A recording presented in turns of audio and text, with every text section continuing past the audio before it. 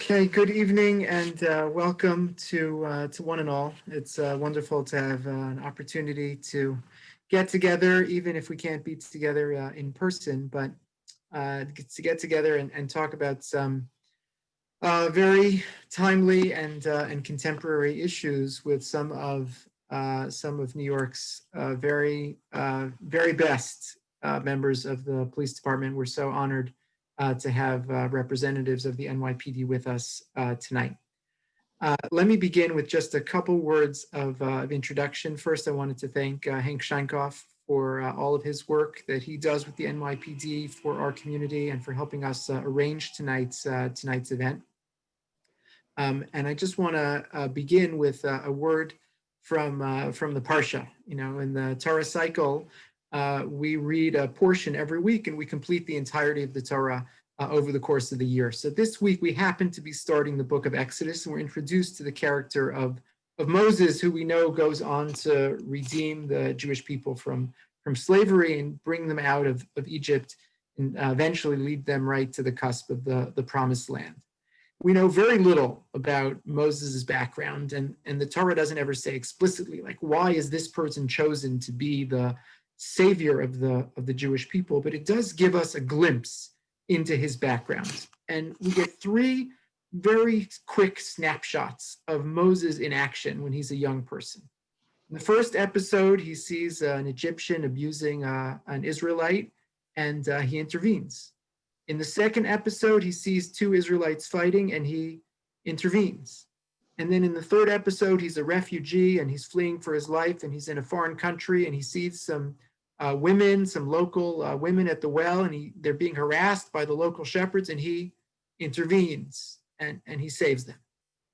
And there's some message here about the notion that the savior of the Jewish people, the one who is chosen to be put on a pedestal and become the greatest prophet in the history of the Jewish people, that person is someone who never sits idly by, but makes it their business to step up and do the right thing when he sees an injustice being committed. And I think it's so appropriate to start with this message when we're hosting members of the New York City Police Department who every day put their necks on the line to keep the citizens of New York City safe and secure. And I want to say on behalf of the membership of our synagogue and behalf of the entire Upper West Side Jewish community, we are so grateful. We feel so indebted to the members of the New York Police Department for keeping us safe day in and day out. And we can't say it often enough, but we want to say it as loudly as we can tonight. Thank you for all that you have done and all that you continue to do for the citizens of this great city. Let me say a couple of words about how we're going to structure the evening. In a minute, I'm going to introduce John Nuthall, and then he's going to tell you about who's with us on this Zoom call.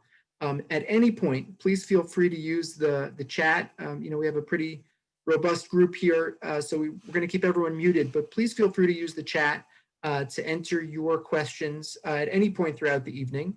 We're going to spend about 35 or 40 minutes talking to the members of the NYPD who are with us tonight, talking about some contemporary issues and some prepared questions. And then we're going to leave about 20 minutes at the end to take the questions that have come in from the chat from the audience. So please feel free to use the chat at any time for that purpose. I want to turn things over now to John. John Nuthall is the Public Affairs Director of the Police Benevolent Association. He previously served as the PBA Communications Director. He joined the PBA in 2013 and has carried a diverse portfolio of responsibilities, including member communications, strategic communications, public affairs. He's an alumnus of Syracuse University's Newhouse School of Public Communication with a background in print journalism. It's a pleasure now to turn things over to John. Thank you so much again for joining us. Great. Thank you so much, Rabbi, and thank you once again for welcoming us into your virtual home here. Thank you for starting with that, analogy you draw from the Torah. I think that's a very very powerful, very appropriate example of why we're here today. So who I have with me on this call today are New York City police officers of nearly every rank of the NYPD, from the cop in the patrol car that you see on the streets, the detective squad room in every police precinct, right up to the precinct commander's office.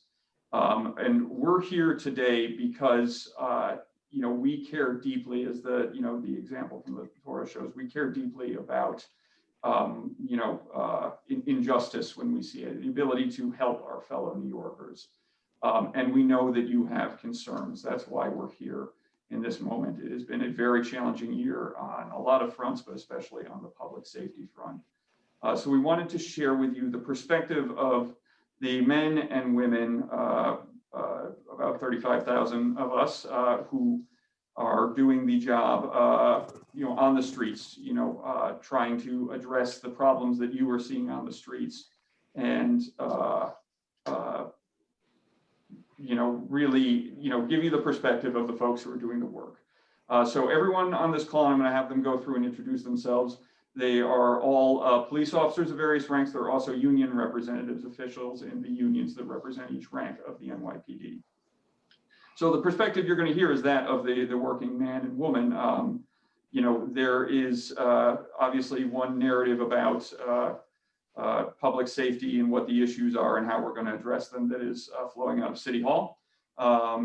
This is the perspective that may be slightly different, and it's from the guys and girls on the ground. So with that, I think we'll go in rank order here, starting at the bottom of the totem pole, but the backbone of the New York City Police Department, the police officers who are members of the Police Benevolent Association.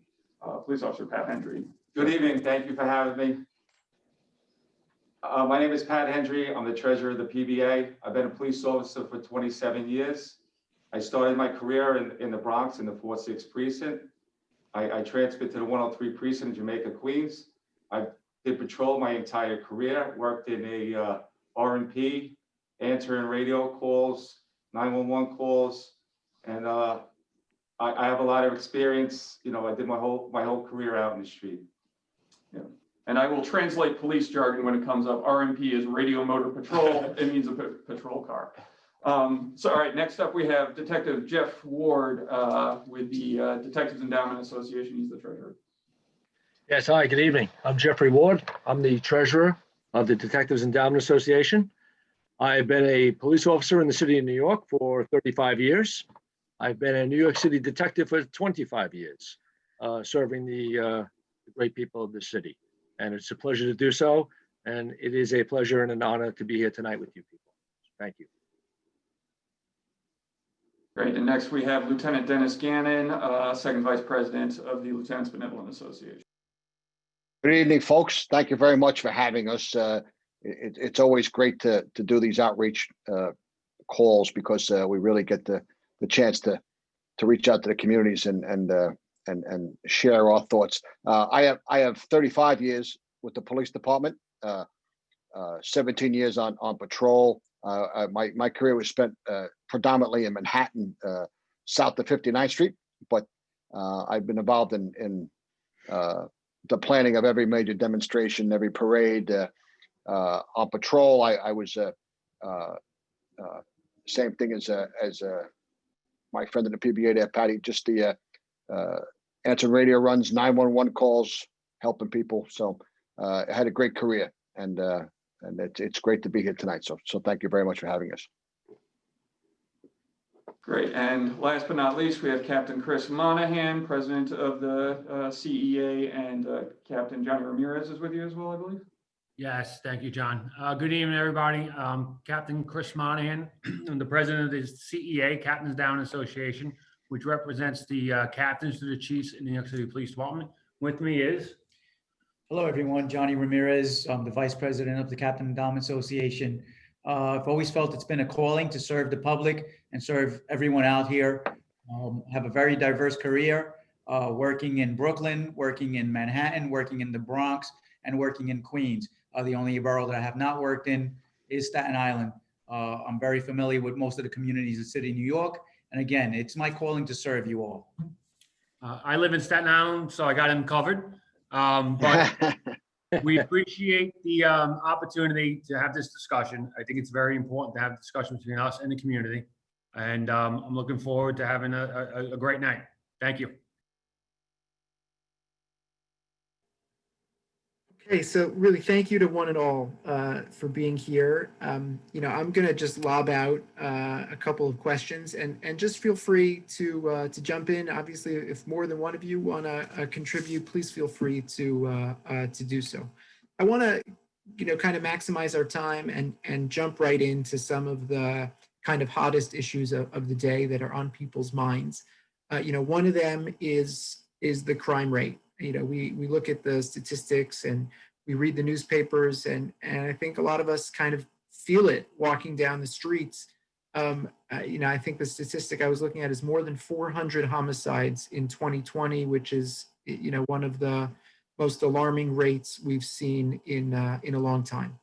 So the question is, you know, how did we get here, and what can we do to kind of climb back from this place where we've gotten to make New York City safer for everyone? I can jump in. Yeah. You can hear me? Yep. Oh, wait. You can We hear you. You hear me? Okay, I wasn't sure if you can hear me. This goes back, you know, years of deterioration of the city due to our elected leaders. We go back to 2019 with bail reform, where someone gets arrested, they get out 2 hours later or the next day, and they're back on the street committing crimes.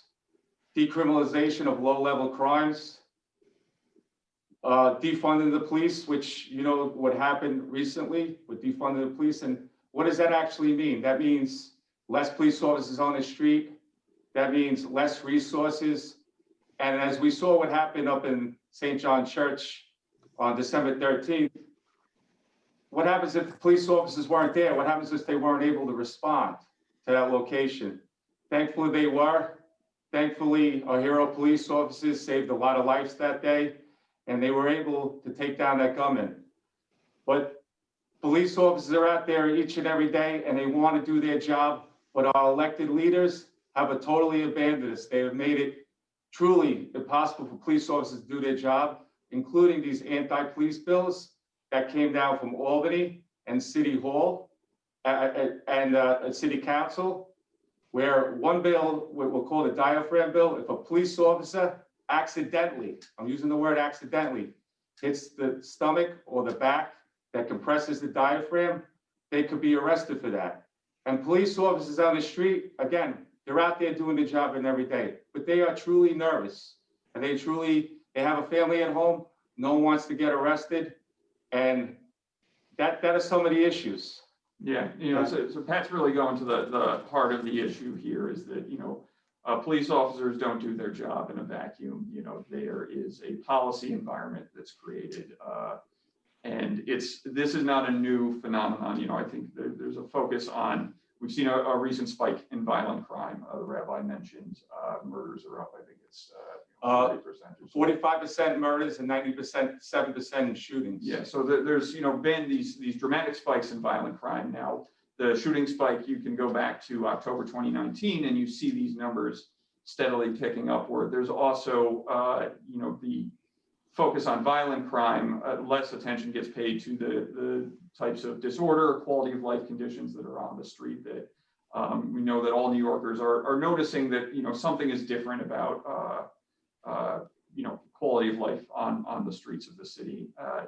You know, these aren't new phenomenon. They're, you know, they're the product of a policy environment that has been built over the past several years, brick by brick, where you can't point to one policy and say, that's the problem we face right now. It's a cumulative environment. So that, you know, Pat has just run through the things that are on the forefront of a police officer's mind when they get that call to respond to some issue. You know, they are flipping through this index of, this is all the ways the law have changed. This is all the ways my responsibilities have changed. This is all the ways that the, you know, risks to my safety, to, you know, legal jeopardy I may be in if I make a mistake on this job. All of this has changed. What do I do when I get to the scene and I open the door of my RMP and I get out? You know, how do I account for all these factors?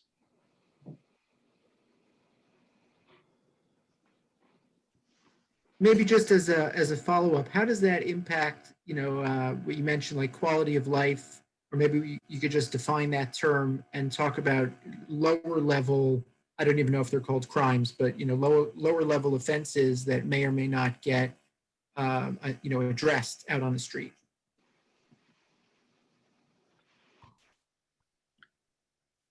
The lower level crimes have been kind of decriminalized, even though not by law just yet, just by the voices and the actions of the politicians. They don't want marijuana arrest enforced. They don't want urinating in public enforced. They don't want drinking in public enforced. And they speak constantly about this, that this is wrong, that these should be enforced, and that we should be taking action. And what it's doing is embolden the criminal, or not even the criminal, or the person who's violating the law. I'm not saying this person is a criminal, but now you go take offense and immediately there's a confrontation. As soon as the door opens up with that radio call, the police officer getting out of the RMP, there's a confrontation. You can't do this. I know my rights. This is against the law. This is not alone. No, this is no longer against the law. And that's going out throughout the city, and it's creating a very, very harsh moment for police officers, and it's creating a problem, and it's and it just kind of, if it doesn't stop, it's going to continue and continue. And right now, maybe your community is not being affected, but other communities are being severely affected by shootings, by this emboldeningness of criminals, because the message is sent by the politicians. It's okay. You get arrested, we're going to let you out. This is wrong. We're wrong. The police department's wrong. You will be let out of jail. There is no penalties anymore. There is no, basically, there is nothing for a bad guy to sit there and say, I may go to jail. I'm not going to do this. Well, no, I'm going to do this, and they're going to let me out tomorrow. And now there's such a backlog of, there was just in the papers the other day, such a backlog of criminal cases because of COVID. They're just talking about, like, let's make the deal. And there'll be no trials. There'll be, who knows what's going to happen. Anyone who is in jail, I think you're going to let them out. And this is the message by your politicians, by elected officials, city and state, and both the mayor and the governor. Can we talk for a second about, racial justice? Obviously, it's been on all of our minds, I think, particularly since the summer. How has the NYPD responded to the country's, current discourse about racial justice and policing?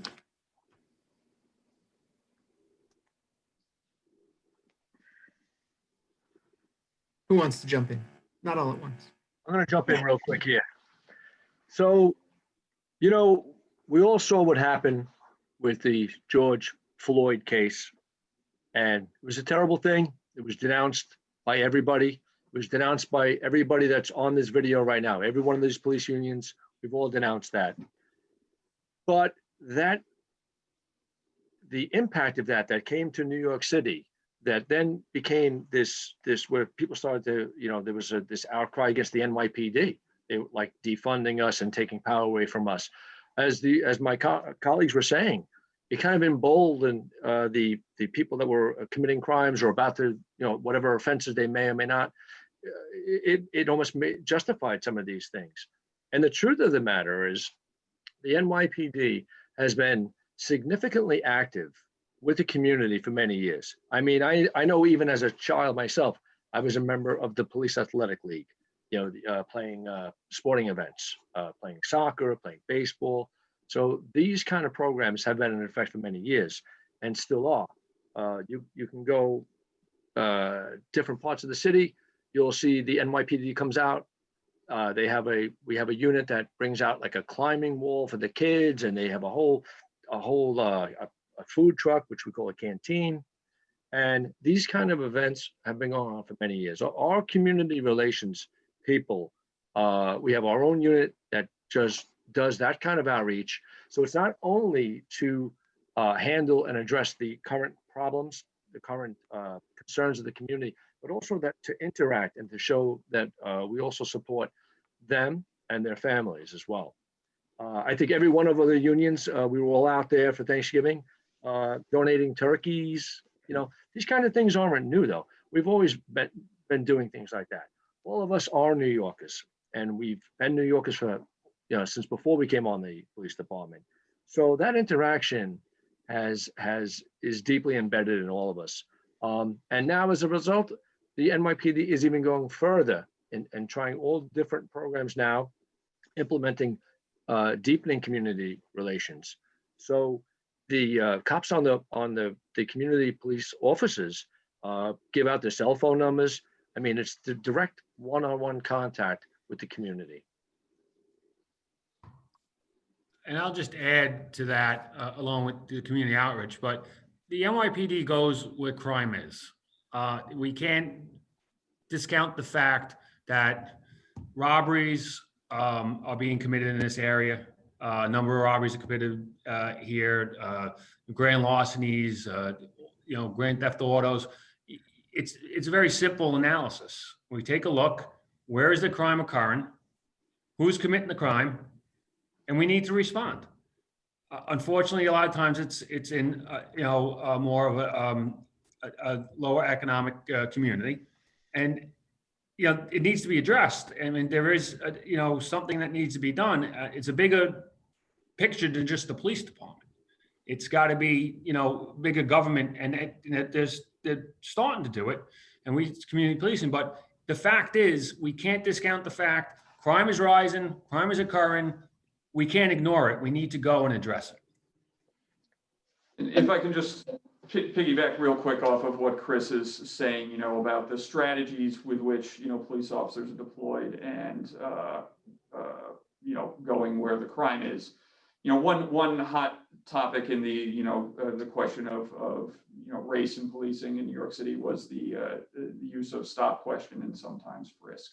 And this is where I think a lot of the public doesn't understand, what went on in, the period in the early, in the 2000s when, we were approaching 800,000 stops during a day. This is a policy that's driven by City Hall, by the top leadership in One Police Plaza, to, continue the crime declines, keep pushing the numbers ever downward, and show numerical results of your policing efforts. That results in I would let Chris speak to this, tremendous pressure on the precinct commander that flows down to the police officer on the street, and to produce numerical results. This is something that the PBA and a lot of police officers said, look, this is hurting our relationship with the community.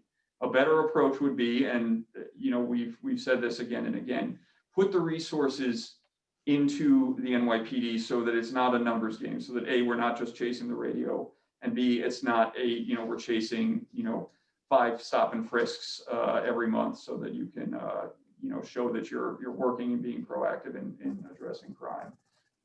We spoke out against that. We said that, look, if you want to really keep bending the curve on crime, you've got to put the resources into the NYPD. We're one of the few police departments in the country. Headcount went down by 6,000 in the decade following 9/11. We're still down for 4,500, and that was pre-defund the police. We're down another 3,000 since then. It's those resources result in more pressure to do more with less, and that's an example of where the inequities that might be happening in policing, not driven by the attitude of the police officer on the street. Very often it's a policy question that nobody on this call, from the guy in the radio car to the precinct captain, has had any role in formulating. It's a political decision of the leadership, and we're left holding the bag when the relationship with the community goes sour. So let me turn for a second to the topic of hate crimes and anti-Semitism. As a synagogue community, it's an area that we're particularly sensitive to. We felt it in our own budget and in our own functioning, which is to say, in the last 5-10 years, our synagogue and so many of our synagogues in the neighborhood have added security to the structure of the building. We've added security personnel. We're always so thankful when the NYPD, can have a patrol car out on Shabbat morning or holidays. What can New York City and what can the NYPD do to protect individuals and institutions from hate crimes?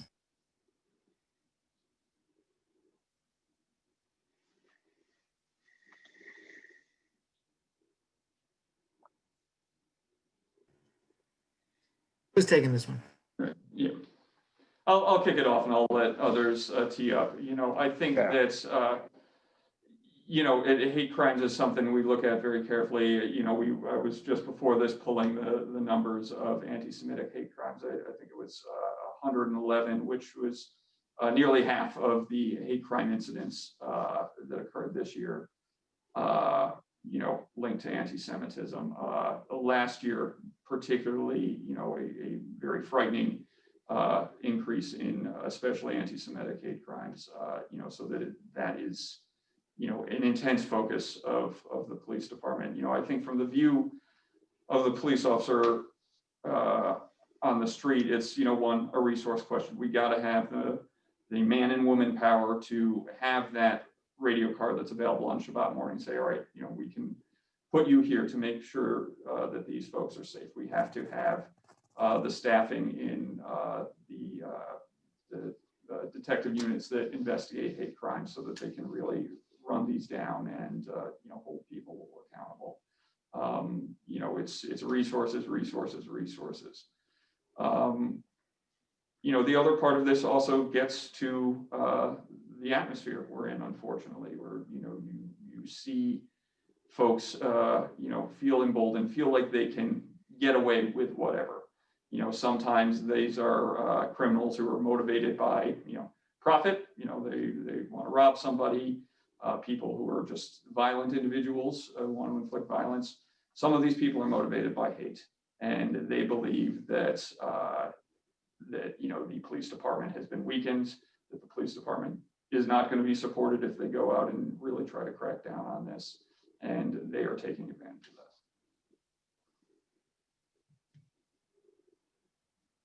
So maybe two more questions that we've worked on ahead of time, and then I want to open it up to the audience. Can we spend a couple minutes talking about homelessness? I know that's an issue that's been top of mind for the last few months, particularly because a number of Upper West Side hotels were converted to homeless shelters in the course of the pandemic.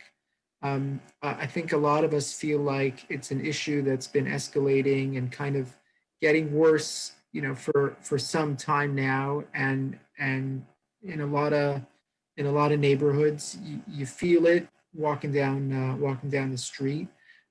What can the police do? What can the communities do? What can New York City residents do to help make better this challenge of homelessness? I can jump in. So, as you know, the mayor has spent, you may know this, has spent double the amount of money on the homeless, and it has failed. As we know, there's about 4,000 homeless on the street, I believe, right now. And you may be aware of a bill that's out there from Stephen Levine and Rosenthal, that they want to take the police out of handling the homeless. They want to give us two options. They want us to either walk away, or they want us to make an arrest, which is truly cruel. Because I've been a police officer for 27 years, and police officers take this job to help people. They don't take the job to walk away from people. But if they want to do this, What is the plan? What plan do they have to further this? And this is the position police officers are in right now because they want police officers, you know, there's a lot of talk out there. They want police officers to stay away from the homeless. So it's a truly difficult situation right now.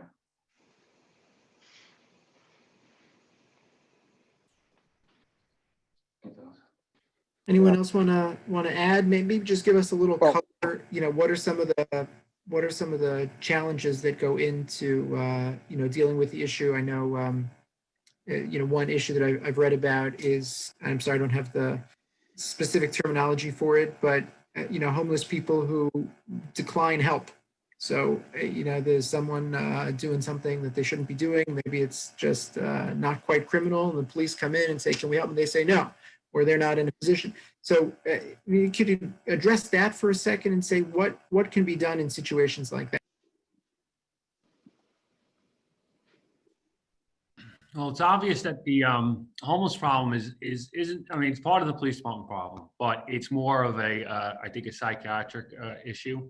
And unfortunately, there's court rulings in the past that basically says homeless is allowed to be on the street. It's not a crime to be homeless. Right, it's not a crime to be homeless unless they're committing a crime. And only time really a police officer could take someone off the street is if it falls below 32 degrees, which, you know, basically puts that homeless person in danger because he could freeze to death, and where we could force somebody into a hospital. Once again, it goes into, you know, what can the police do? What are you doing about it? Well, we do the best we can. We could take them off the street. We can. We get the help we can. As we said, we came here to help people. We can convince somebody to move into a shelter. We will. If we can convince somebody to go get some other nonprofit help, we will. But the only time we could forcibly remove the homeless person is if it's below 32 degrees where they're endangering themselves. So it's a bigger picture. It's a big government picture. And once again, the politicians, they're, hey, let's pass laws that the police can't do anything. But they don't think, well, you haven't done anything yet. These politicians haven't created laws to help the homeless. But now they're going to say, well, the only people who really help them is us, to try to convince them to move places of safety, to get help. They want to remove us out of that, but they don't have a plan. What's the plan to help these homeless? Where is it? Where's all this money to go in that the government says they go spend on homeless and psychiatric evaluations? You know, the McRae's $1 billion. That was supposed to help these people. That was 8 years in making. And the homeless population is more than ever. So you know, it's nice to say, hey, what are you doing about the NYPD? We are doing. You don't respond to how many calls we respond, and we get the homeless off the street. We move the homeless to places that safety. The place move them to get help. It happens every day, every hour, every minute. But there's not enough done by our elected officials, by the government, to put more resources in to really get to the root of the problem of homelessness. Hank, I saw your hand go up, former New York City police officer. If you can unmute, we'd love to hear you. I think you're muted, Hank. Okay, the whole thing isn't fair. It's a setup on the cops for different reasons, putting on my PhD and the other hats that I wear for a whole host of reasons. In the delivery of services, we're asking police officers with bloated, who are facing, like all public sector workers in New York City, significant cuts potentially, while the political bureaucracy grows exponentially. We're asking them to do jobs that are not fair, and we're giving them restrictions that are not fair. And on the other side of it, we don't look at facts. The facts are, these cops here will tell you that the millions of contacts that New Yorkers have with police officers on an annual basis result in de minimis bouts of confrontations. If you would listen to politicians, you would believe that every 5 minutes there's a confrontation of some kind between a police officer, New York City police officer, and a civilian. That's complete nonsense. I've worked in LA. I mean, I worked for unions across the country in police, and I can tell you that the style here is one of service and not confrontation. 1, 2, the people responsible for creating policy are not the police officers. People responsible for creating policy are the politicians. And the policy that they've created, particularly in our neighborhood, and I'm a West Sider, right? With failure to figure out real comprehensive plans to deal with homelessness and other social issues wind up being dumped into the laps of the cops, and then the politicians blame them. It's not a fair system. Cops are doing an extraordinary job when you consider the number of people that travel through this metropolis on a daily basis, who live here, who engage in business here, and that the fact that this functions as well as it does leads me to one conclusion, which is it's not that the bear dances so well, it's that the bear dances at all. And this attack on policing will reverberate significantly for our community as Jews, and I'll tell you why. Simple. We rely on the police for the first time in our history to protect us in a way we never thought about before. If you look at Europe, we had a very different relationship with police officers. We need the cops to protect our institutions that protect us. And when you attack a church in Brooklyn, I work for the Brooklyn Diocese. When you attack churches and you destroy the figures of religious objects that are very meaningful to other people, and you deface synagogues, what do people think is going to happen? It's all part of the same failure of the political class to understand how people feel. We're asking police officers to be things that they're not, while stopping them from being the things that they are. That doesn't mean that they have to be, and part of it is television, but that's for another day, and that's something I teach about. But we somehow believe that police officers of every kind are super people, and maybe they are. But I would take it a step further and say, you want to blame somebody, don't blame the cops. You blame the politicians. You want to know what social justice is? There was a police detective who since passed, Jerry Giorgio, and there was a case called, Baby Love, I think it was called. He buried this child that was found. He spent years trying to find the people responsible for death. Nobody does what police officers do. Nobody. And the attack on them by the political class is a way to ensure that the political class will not be held responsible. That's what this is ultimately about. And it's not going to be fair to us, because we're going to, as citizens and civilians who live in these communities, we're going to pay for it. Guaranteed. We did before. It was called the 70s. That's what I have to say about it.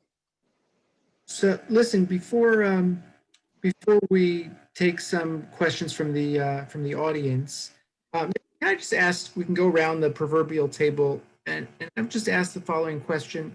If there were one thing that you would want everyone on this call to know that you think that they don't know, that's not obvious about your job or about the NYPD, what would it be? And could you share?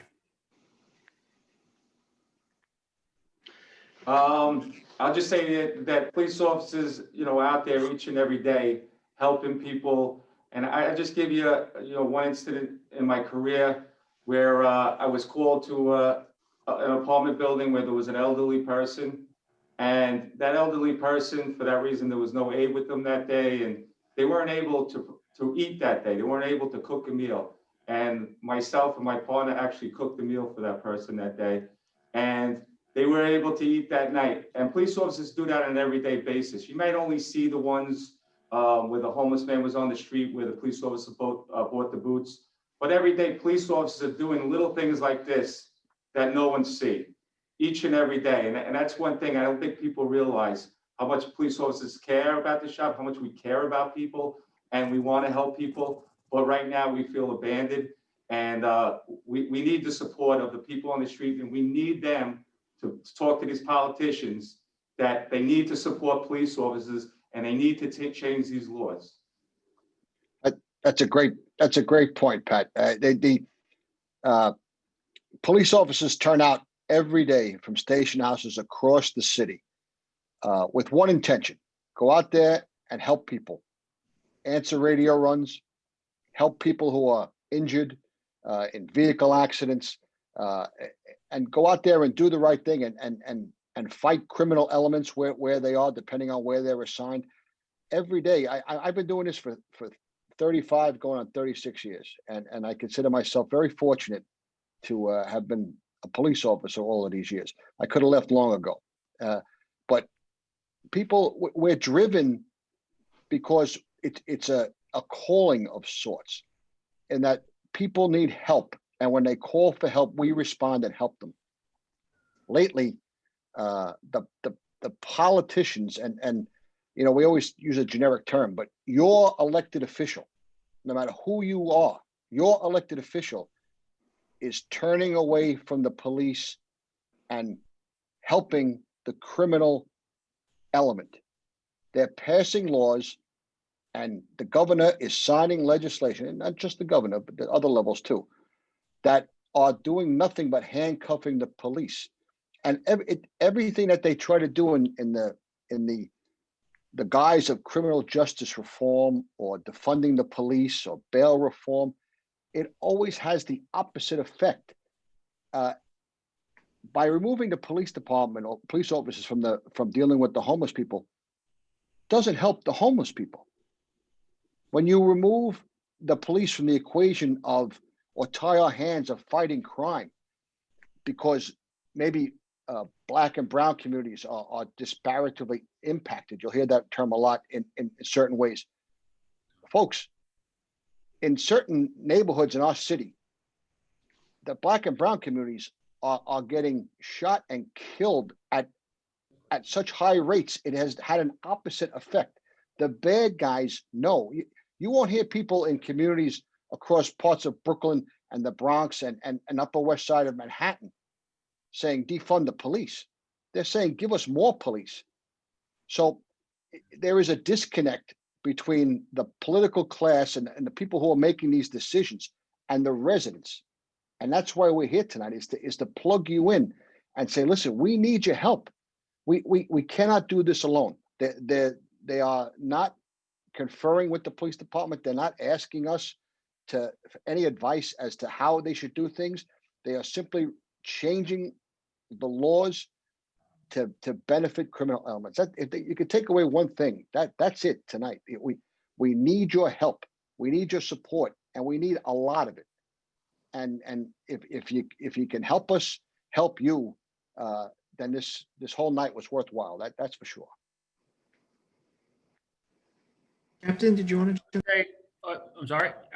Just to piggyback a little bit, what I would say is that we answer millions of radio calls, and 99.9% you don't even hear about.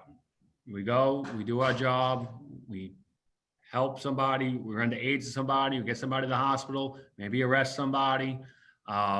We get into violent confrontations. And that seems like the flavor of the day, that little violent confrontations that we get into. But me with 31 years on the job is, unfortunately, that's part of police work. I think communities are starting to see it because of all these cameras and surveillance videos, and now police body cameras. This isn't a pretty job, unfortunately. And, the message, and I'm going to go directly to our politicians. As soon as something doesn't look right, all of a sudden, look what the cops are doing. But they never talk about the escalation up to when the cops were doing it, or the perpetrator, or the whatever EDP was, not complying. It always comes to non-compliance. And, unfortunately, we need to use force sometimes. And it could be minimal force, and it could be deadly physical force. And it's never pretty when you have to do it. And it seems lately, everyone gets on the bandwagon and says, hey, this is wrong. What are they doing? What are the cops doing? It never says, what is the other person doing? That's where you, as a community, we need, when you look at these videos, these people who are in your communities causing havoc, these people who are robbing the community. Wait a second. They're doing their job, Mr. Councilman, Mr. Councilwoman. They're doing their job, Mr. Mayor. They're doing their job, Assembly person. And that's the message we got to get out. And that's why we're here speaking with you. Terrific. All right, so I want to turn for a second to some of the questions that have come in from the chat. One question is, if you could script your job description, is there anything that you would want to eliminate from your job description? Would it be better if you had someone from social services to respond to a domestic dispute call? Or is there something else that you would want to change?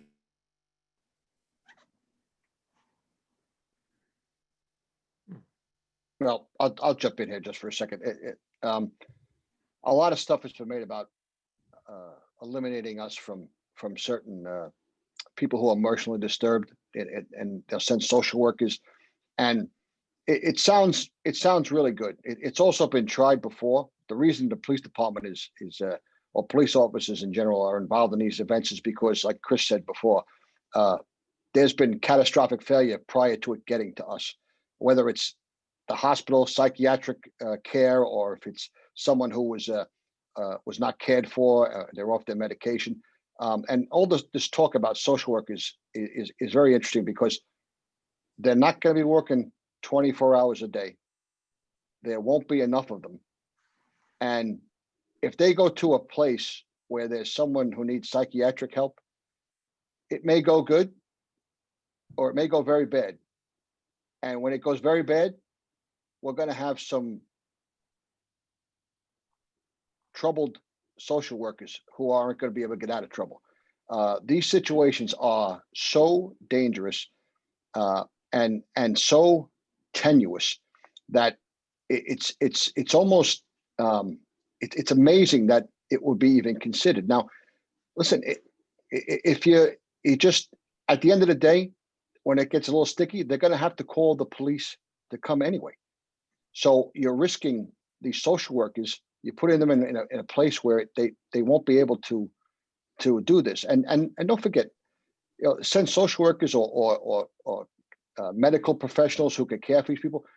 These folks don't get treated at the scene. They get treated. EMS comes, the police department comes, and we remove them to where there's professionals who can treat them in hospitals, right? So they've gotten this mantra out there in the public about this. It's not a panacea by any means. And there's some folks who are well-intentioned who are going to get really hurt when someone says, I didn't call for you, or what if they can't get into the place that the person where they're trying to help? They respond to an apartment house and they can't get in. What do? They just leave? The person's in danger. What do? They're going to call the police. So I don't understand how this is a better path to helping the people who need help. Again, another program that looks like it's going to be designed to help something and it does the opposite. So it's an interesting concept. I can tell you, it is doomed for failure.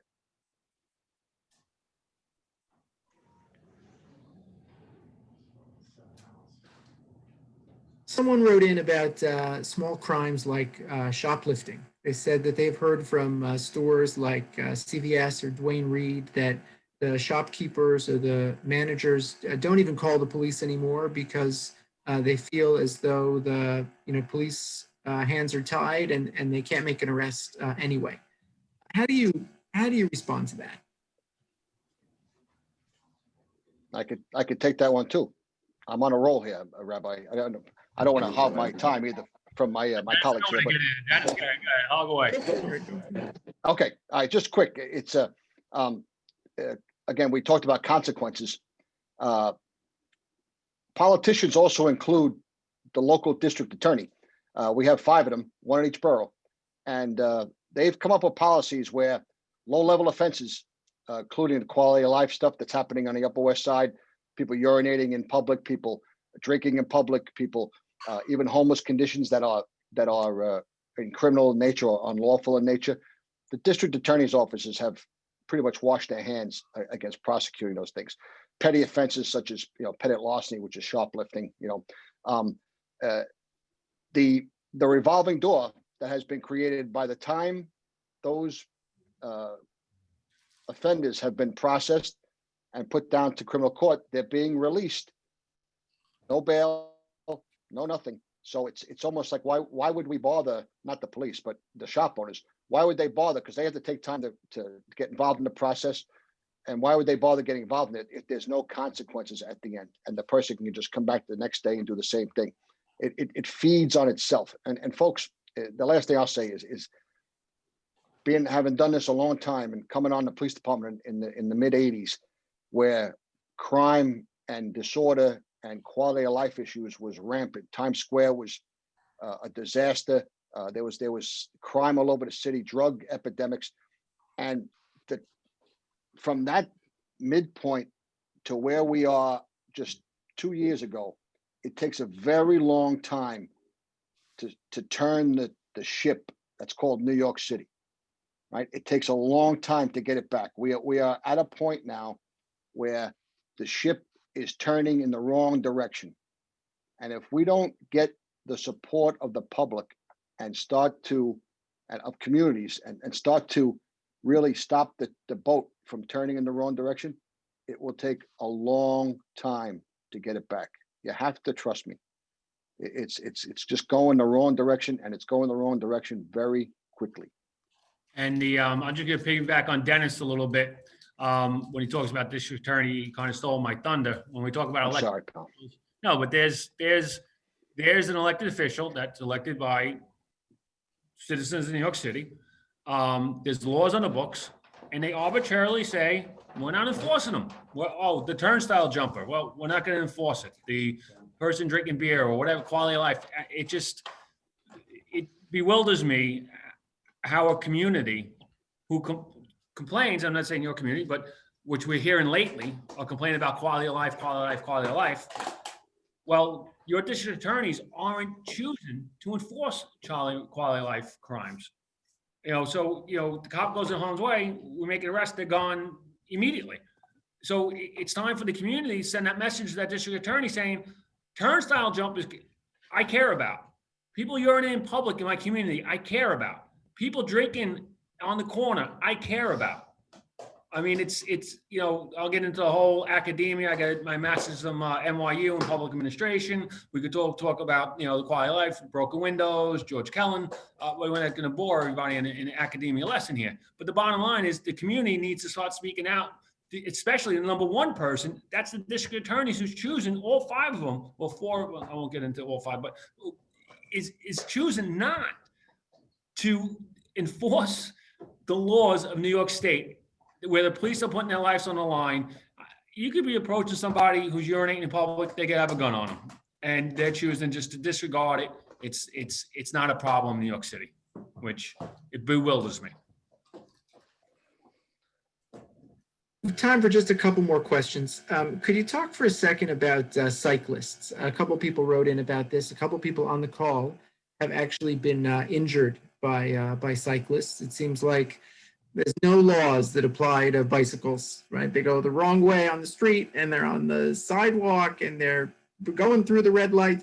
So is there some plan about how to, rein this in and make the city feel safer, in and around the issues of cyclists?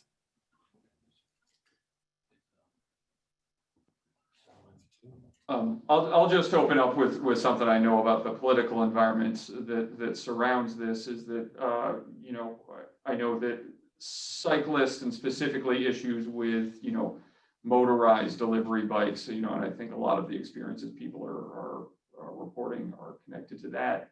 They become a hot topic issue in City Hall because of the folks who are impacted. People of color who are, making food deliveries, and there's a strong advocacy group in City Hall that's advocating for the rights of those folks. That's driving the policy, what police officers can do, what we're directed from on high, City Hall, One Police Plaza, what we're directed to do. At the same time, we're getting the complaints from the community, folks like you, and the tools are taken away for what we can do in that situation. I know there was a big debate over whether or not the e-bikes should be even be legal, and the politicians have moved towards trying to legalize those, loosen restrictions on them. That's a classic example of if this is a concern, your voices have to be heard, because the police officer can't do anything unless the policy environment in which they operate changes. So, and I think as concerns transportation issues in general, folks who cycle, and, I'm an occasional cyclist myself, and I understand the concerns there. They're very united and vocal and active in advocating for the things they want, and a lot of it is good and perfect, but, is that being counterbalanced by the interests of, pedestrians, motorists? Everybody has a different take on the situation, all of those things should be factored in. The problem right now is that, only certain voices are getting listened to because they are the loudest and they capture the attention of the politicians. Okay, last question, and maybe everyone can jump in on this one if possible. Do you have a message of hope for this new year for the people of New York? You guys? What gives you hope?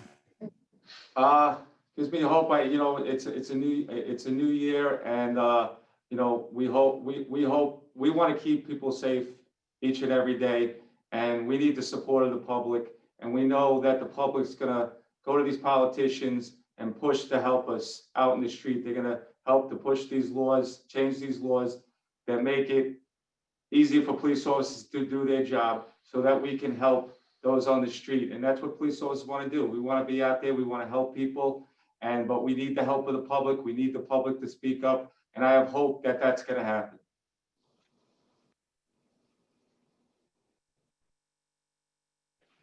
I'm going to jump in here as well. I'd like to say on behalf of the Detectives Endowment Association, our detectives in this city of New York, we have over 5,000 detectives that are committed to solving crimes and closing out their cases. They're committed to bringing justice to people, to victims of crimes, and to getting bad people off the street to the best of their abilities. I think what you've all heard tonight is that we need your help so you can get to the politicians' ears to, kind of back the police, support the police, express your concerns for your community and for the community at large, the city at large, and not to tolerate crime. Crime can't be something we just accept.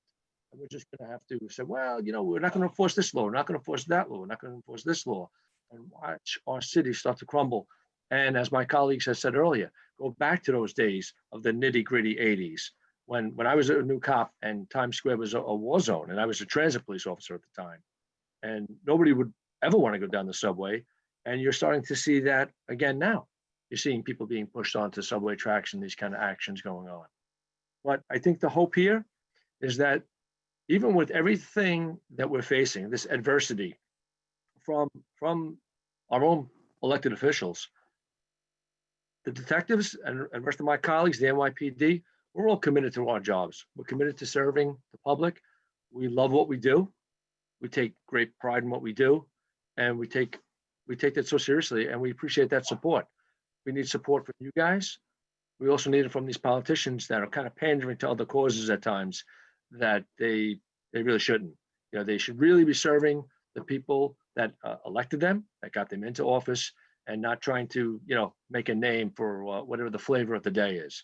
This city is great for a lot of different reasons, and all of us here that are talking to you guys have a significant amount of time as police officers in the city of New York. So we know better, and to not even be conferred with at times as to certain policies or procedures is it's really a shame.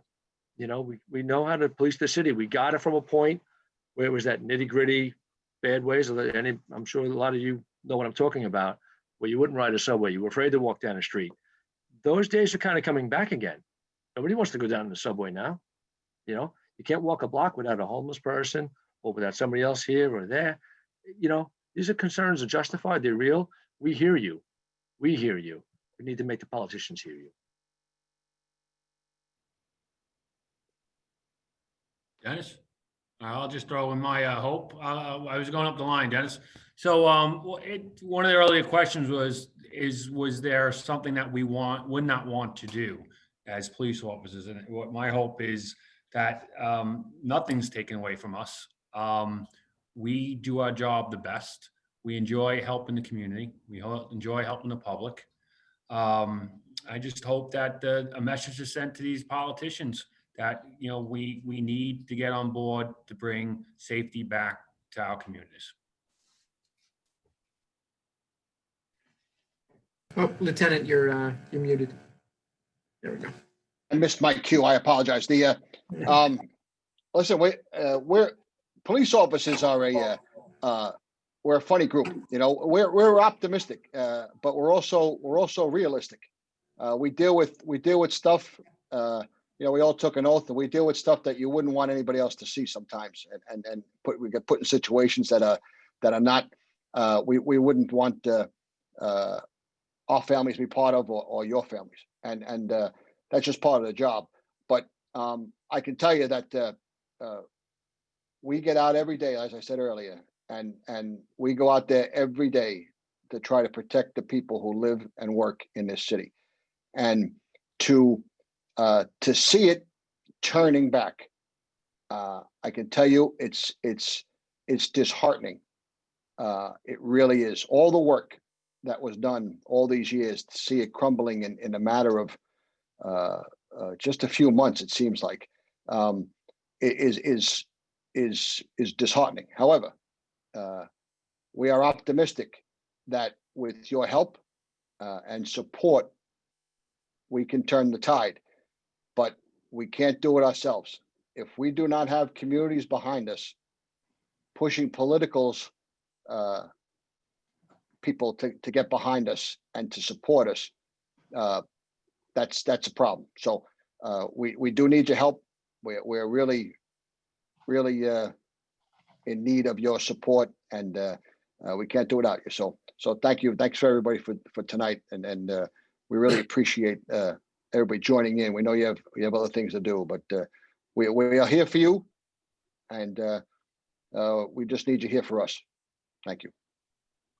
Let me conclude by giving all of you a blessing. We call it the priestly blessing. Yivarech Hashem v'yishmerecha. May God bless you and keep you, and keep you safe. Thank you for all that you do for our community, for the greater New York City community. We're so deeply appreciative and so deeply in your debt. Thank you for all of your service, and thank you for your time this evening. We hope that we'll be able to host you in person next time. You always have a second home at the Jewish Center on West 86th Street, and we look forward to connecting with you again soon. Know that we care about you, we support you, we are with you, and we look forward to seeing you soon. Stay well, and we wish everyone a wonderful evening. Thank you, Rabbi. Thank Thank you, you, Rabbi. Rabbi. Good to see you guys. Everybody be well. Stay safe. Take care, folks. Take care.